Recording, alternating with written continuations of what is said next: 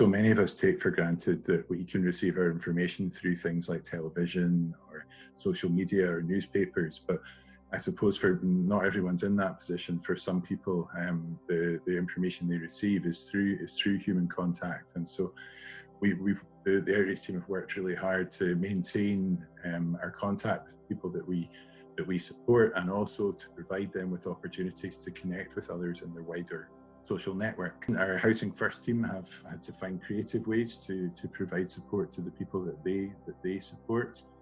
We've done things like socially distanced walks in the community, which give people an opportunity to, I guess, to use their sort of permitted exercise time, but to do that in a way which allows them to contain that supportive relationship that we feel underpins the opportunity for recovery.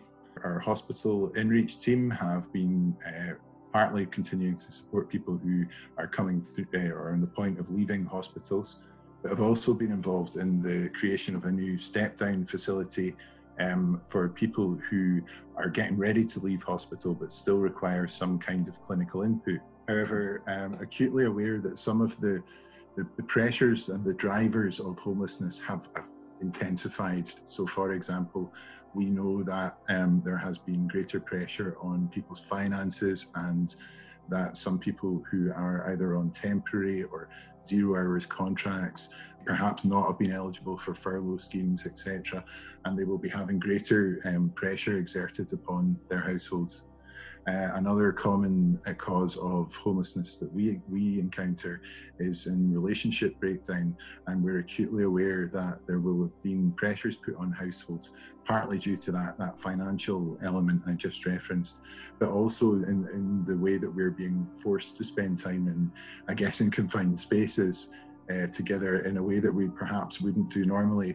We don't perhaps have some of the same releases that we often do, whether that be through work, through our leisure activities, through the way that we do our social connection with our friends and family.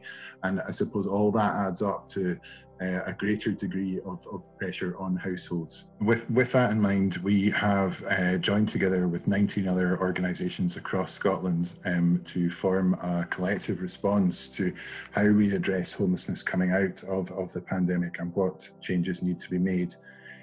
We have come together to distill 3 key asks that would be that we would have homes for good health, that there would be no return to rough sleeping, and that there would be no evictions into homelessness. In terms of no return to rough sleeping, we've given people an opportunity to experience life away from the streets. For many of these people, they may have felt that the options that we provided at different times over the length of their lives have not been good options. They've not been good enough to versus rough sleeping. And as shameful as that is, perhaps this has been an opportunity to prove things could be a bit different.